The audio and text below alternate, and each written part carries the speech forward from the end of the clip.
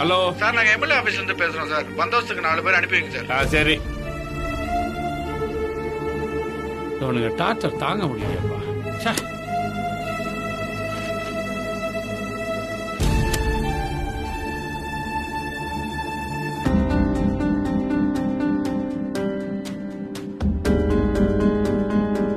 மயிலே,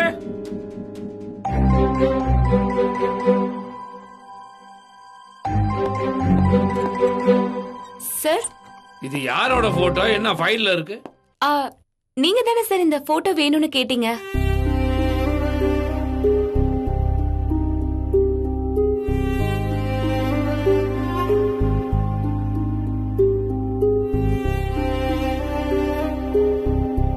என் 3 பொண்ணுங்களோட போட்டோவா மயில? ஆமா சார். எல்லாரையும் குழந்தைகள்ல பார்த்தது. பெரியவ சுடர்விடிக்கு 4 வயசு, அடுத்தவ பூங்கொடிக்கு 2 வயசு. போட்டோல என் பிள்ளைங்க எப்படி வளர்ந்துருக்காங்கல்ல. சட்டுன்னு பார்த்ததும் யாரையுமே எனக்கு அடையாளமே தெரியல. இதுதான் சுடர்விழி, இது பூங்கொடி. அப்போ அப்போ அப்ப இதுதான் என் கடைசி பொண்ணா?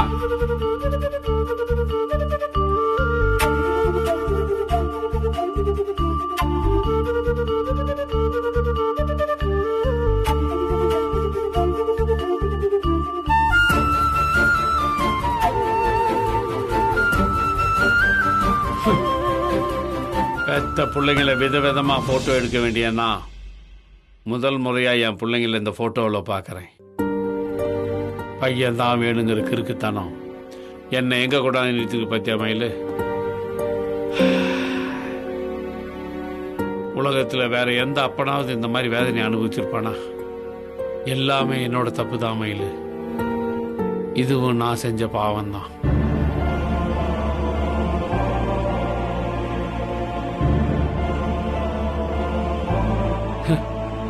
இந்த போட்டோல என் 3வது பொண்ணு அப்படியே சுசீலாவே உரிச்சு வச்சிருக்கால. மயிலு, நீ அவள் நேர்ல பாத்திருக்கல, இப்ப எப்படி இருக்கா? உங்க ஜாடையும் அம்மாவோட ஜாடையும் கலந்த மாதிரி தான் இருக்காங்க சார். ஆமா இல்ல? நீ சொன்னதெல்லாம் வச்சு பாக்குறப்ப நானும் இப்ப அவ எப்படி இருப்பான்னு எவ்வளவோ கற்பனை பண்ணி பார்த்த மயிலு. ஆனா என் மனசுக்குள்ள எந்த உருவமும் வரமாட்டேங்குது மயிலு. ஜோசியர் வேற அவ என் பக்கத்திலேயே இருக்கான்னு சொல்லியிருக்காரு. அப்படி யோசிச்சு பார்த்தாலும் முழு உருவமா எனக்கு எதுவுமே தோண மாட்டேங்குது.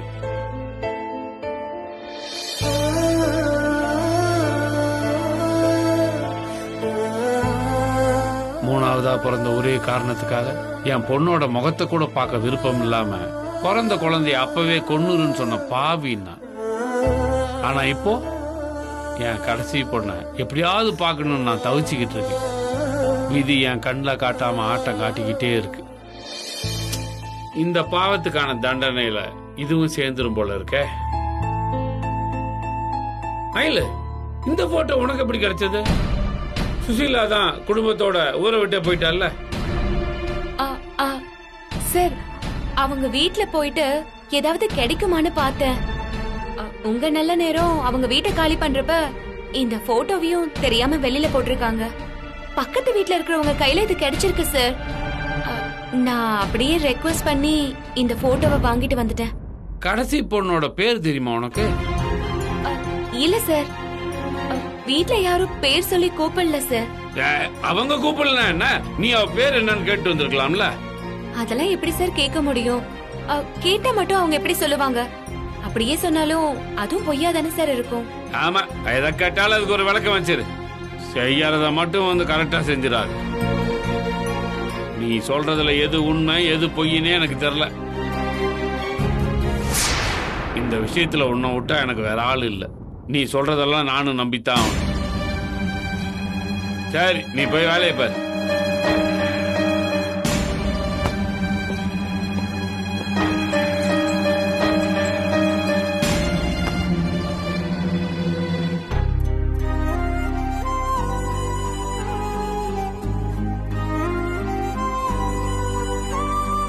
மா உன் பேரு கூட எனக்கு என்னன்னு தெரியாதுமா.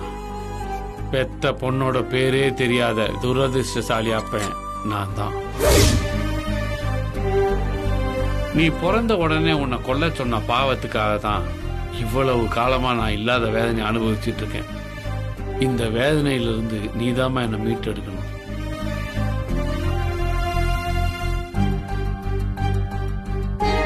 உன்னை நேர்ல பார்க்கணும், உன் காலில் விழுந்து மன்னிப்பு கேட்கணும்னு ஒவ்வொரு நிமிஷமும் நான் துடிச்சுக்கிட்டு இருக்கேன். ஆனா அந்த நிறைவேறாத ஏக்கத்திலேயே நான் செத்துருவேன் போல இருக்கு. ஆனா சாகிறத பத்தி எல்லாம் எனக்கு எந்த கவலையும் இல்லம்மா. ஆனா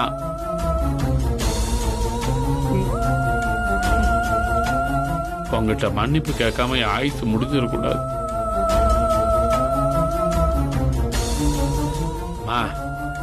நீ போட்டோல இருந்தாலும் என் முன்னால நிக்கிறதாவே நினைச்சு நான் உங்ககிட்ட மனசார மன்னிப்பு கேட்கிறேன்.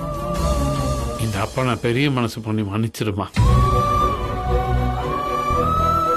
உங்ககிட்ட நேர்லயும் ஒரு மன்னிப்பு கேட்கணும். எனக்கு அதுக்கு ஒரு வாய்ப்பு கொடுமா.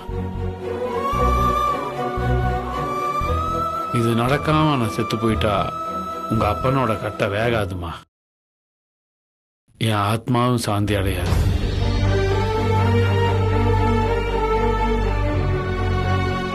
நான் பாவிதான்.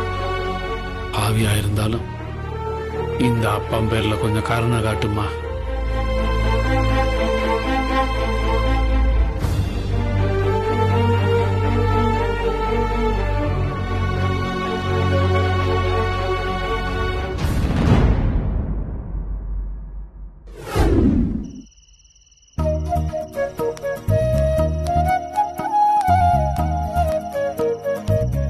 சார். ஏய் மயிலு, என்ன டிஃபனா? ஆமா சார், சாப்பிடல வாங்க. வா. அப்பாடா, இப்பதான் பசிக்குதுன்னு நினைச்சேன். கரெக்டா என் அக்கா நீங்க வந்துட்டீங்க. சரி வெற்றி, சாப்பிடல வா. இங்கே உட்காந்து நிலா வெளிச்சத்துல அழகா ஜாலியா உட்காந்து சாப்பிடலாம். என்ன சொல்றீங்க? ஆமா மயிலு, வெற்றி சொல்றது நல்ல ஐடியா தான். இங்கே உட்காந்து சாப்பிடலாம். சரி சாப்பிடலாம். உட்காருங்க. வெற்றி, இது கொஞ்சம் பொடி தாங்க.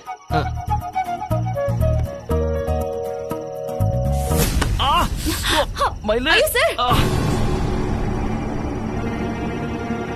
ஐயோ சார். சார் சாரி சார், தெரியாம வச்சிட்டேன். ஐயோ என்னாச்சு சார், ரொம்ப வலிக்குதா? ஆமா மயிலு, ஆனா அதை விட ரொம்ப பசிக்குது. சாப்பிடலாமா? சரி உட்காருங்க சார். Sorry sir. வெற்றி பிளேட்ட கொடு. நீயும் உட்காரு. என்னங்க சார், பாத்து சார். வெற்றி கொடு.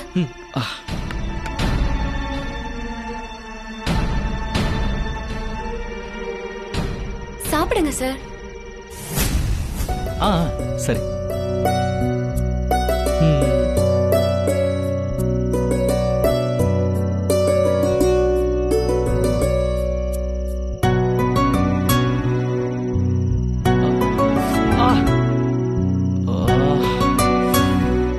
என்னாச்சு சார்?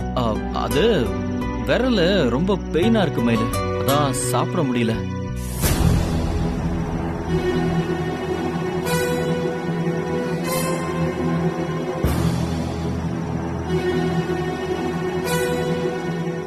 மாமா சாப்பிடுங்க மாமா.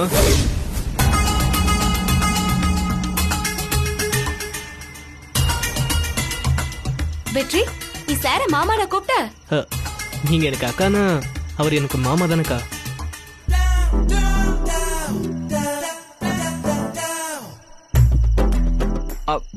மயிலு, என்னெல்லாம் முறைக்காத. எனக்கும் எதுக்கும் எந்த சம்பந்தமும் கிடையாது. வெற்றி தான் என்ன மாமானு கூப்பிடணும்னு ஆசைப்பட்டான் இல்ல?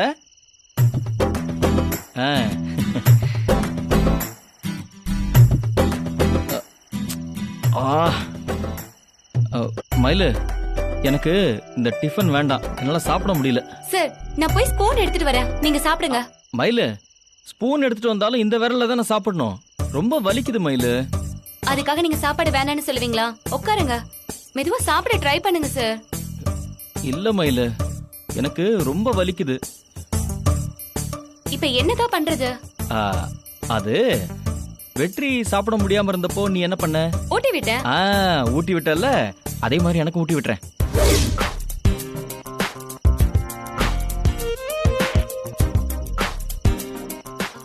அதுவும் சரிதான். சரி நீங்க உட்காருங்க சார், நானே ஊட்டி விடுறேன். இந்த மயிலு.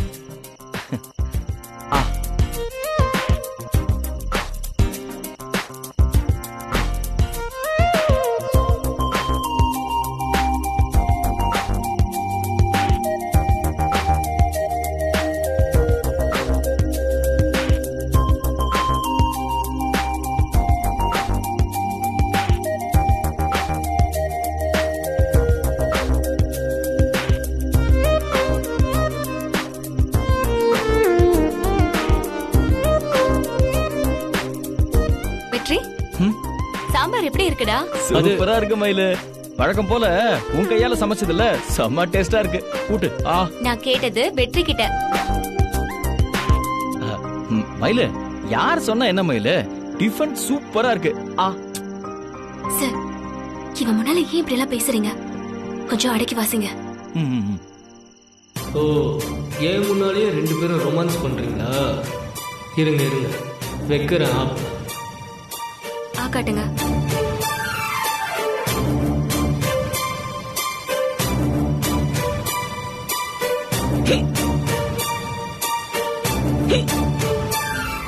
வெற்றி, ரூம்ல தண்ணி இருக்கு, போய் குடி போ.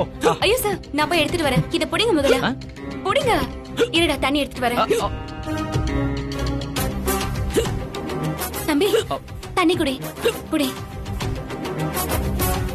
மயிலு, வா, பசிக்குது. அவன் கிடக்குறான், நீ வா, ஊட்டி விடு, வா.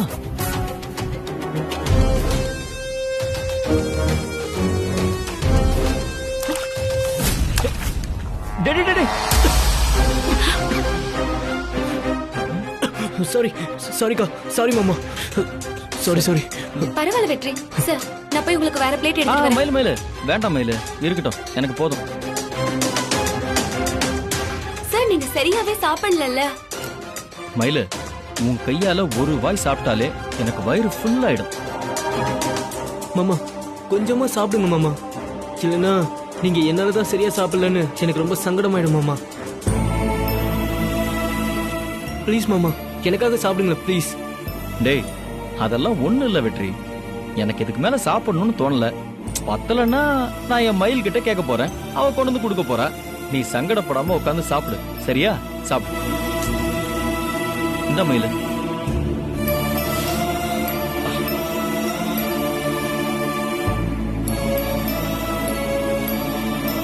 சரி வெற்றி, சார் தான் சொல்றாருல, நீ உட்காந்து சாப்பிடு. சாரிக்கா. பரவாயில்லடா, நீ உட்காந்து சாப்பிடு.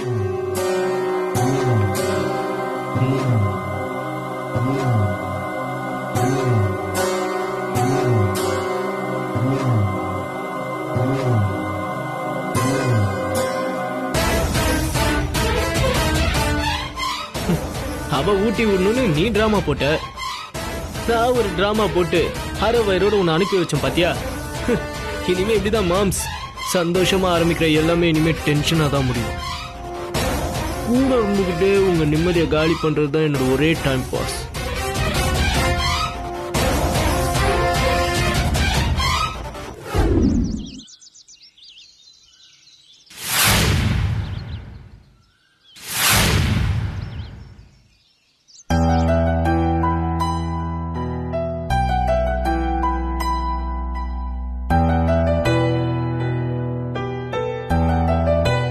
அப்புறம் வேலுமணி, எப்படி இருக்க? என்ன சொல்லாம திடீர்னு வந்திருக்க? ட்ரெஸரி வரைக்கும் வந்தேன்ப்பா. எதுக்கு? பிஎஃப் கிராஜுவேட் எல்லாம் கிளைம் பண்ணோம் இல்லையா, அதுக்காக நிறைய ஃபார்மாலிட்டிஸ் எல்லாம் வச்சிருக்காங்க. அதெல்லாம் முடிச்சிட்டு அப்படியே உன்னையும் பார்த்துட்டு போலாம்னு வந்தேன். பிஎஃப் செட்டில்மெண்டா? ஏன் விஆர்எஸ் வாங்கிட்டியா? அதுக்குள்ள என்ன அவசரம் உனக்கு? ரிட்டையர்மெண்ட் வரல இருக்க வேண்டியது தானே? போன மாசமே ரிட்டையர்ட் ஆயிட்டேன். என் ஃப்ரெண்டா இருக்க நீ, உனக்கு அது கூட தெரியலையா? சந்தோஷம்ப்பா, ரொம்ப சந்தோஷம். ஓ, என்னையா சொல்ற? ரிட்டையர்ட் ஆகிற வயசா உனக்கு? உனக்கு என்னமோ 10-15 வருஷம் சர்வீஸ் இருக்கிற மாதிரி பேசிக்கிட்டு இருக்க. உனக்கு எனக்கு 1 வயசு தானப்பா வித்தியாசம். இந்த வருஷம் நான் பை பை சொல்லிட்டு போறேன், அடுத்த வருஷம் நீ குட் பை சொல்லிட்டு வர போற.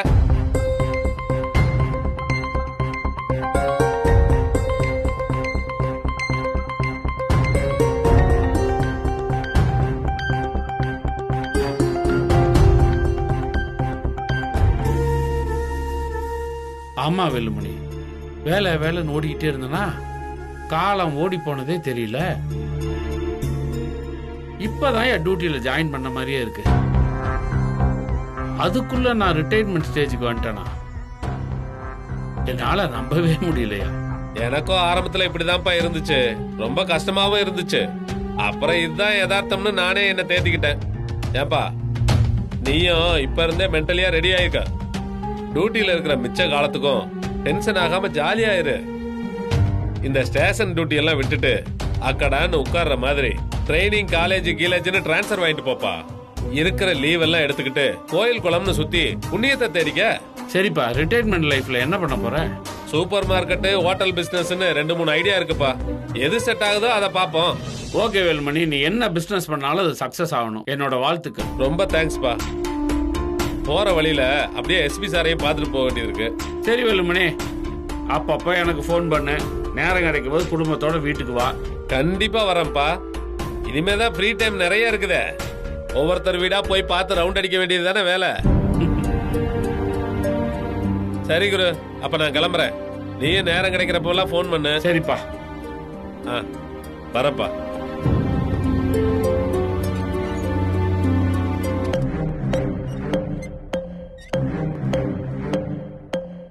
உனக்கு என்னமோ 10-15 வருஷம் சர்வீஸ் இருக்கிற மாதிரி பேசிக்கிட்டு இருக்க. உனக்கு எனக்கு 1 வயசு தானப்பா வித்தியாசம். இந்த வருஷம் நான் பை பை சொல்லிட்டு போறேன், அடுத்த வருஷம் நீ குட் பை சொல்லிட்டு வர போற.